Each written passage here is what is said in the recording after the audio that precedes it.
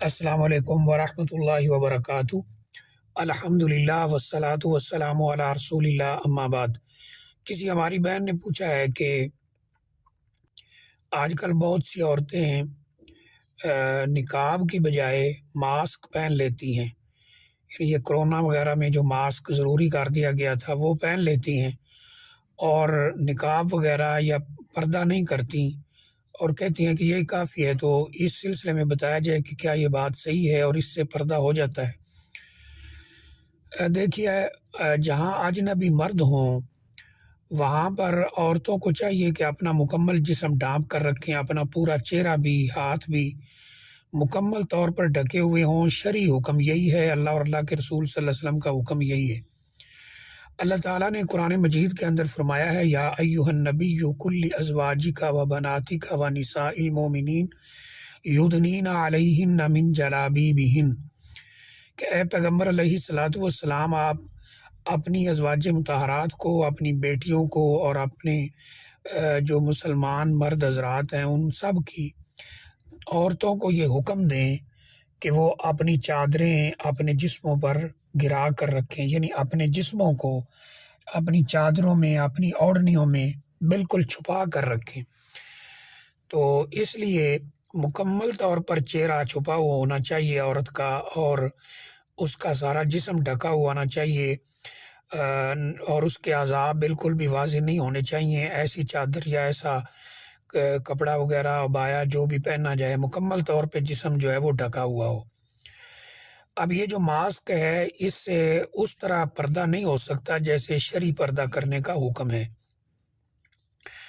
تو یہاں تک بات سامنے آئی ہے بعض دفعہ دیکھنے میں، تو اب یہ بڑے فیشنی قسم کے یہ ماسک بھی نکل آئے ہیں جو عورتیں استعمال کر رہی ہیں۔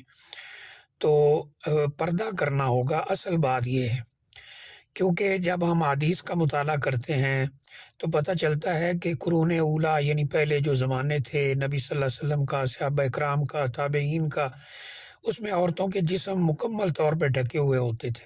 حتیٰ کہ ام المومنین نے جب پوچھا تھا کہ ہم جب چلتے ہیں تو ہمارے پاؤں ننگے ہو سکتے ہیں، تو کتنا کپڑا ہم نیچے لٹکا سکتے ہیں؟ تو نبی صلی اللہ علیہ وسلم نے فرمایا تھا کہ اپنے قد سے ایک بالشت زیادہ کپڑا رکھو۔ تو انہوں نے پھر عرض کیا کہ اگر ہوا تیز وغیرہ ہو تو یہ بھی سائڈ پہ ہو جاتا ہے، تو آپ نے فرمایا ایک ہاتھ نیچے رکھو۔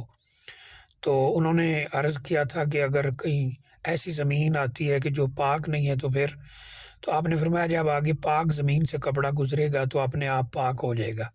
تو اس سے پتہ چلتا ہے کہ جہاں اجنبی مرد ہوں وہاں عورت کے ہاتھ، چہرہ، پاؤں سب ڈھکا ہونا چاہیے، مکمل طور پر اس نے پردہ کیا ہوا ہو۔ شریعت کا حکم یہی ہے، اور اس پردے میں کوئی سختی نہیں ہے، بلکہ یہ عزتوں کا محافظ ہے ایک طرح سے، یعنی اللہ تعالیٰ کا یہ دیا ہوا نظام ہے، تو اس کے اوپر عمل کرنا چاہیے، اور اس کے بدلے میں عورتوں کے لیے ثواب ہے، اجر ہے، اللہ کی خوشنودی ہے، جنت کا داخلہ ہے۔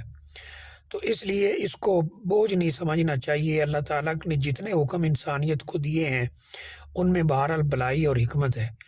تو یہ جو ماسک ہے یہ نقاب کے قائم مقام نہیں ہو سکتا، اور نہ ہی اس سے کوئی مکمل پردہ ہوتا ہے۔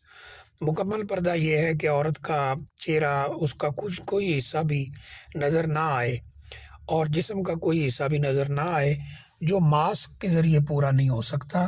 واللہ عالم بالصواب۔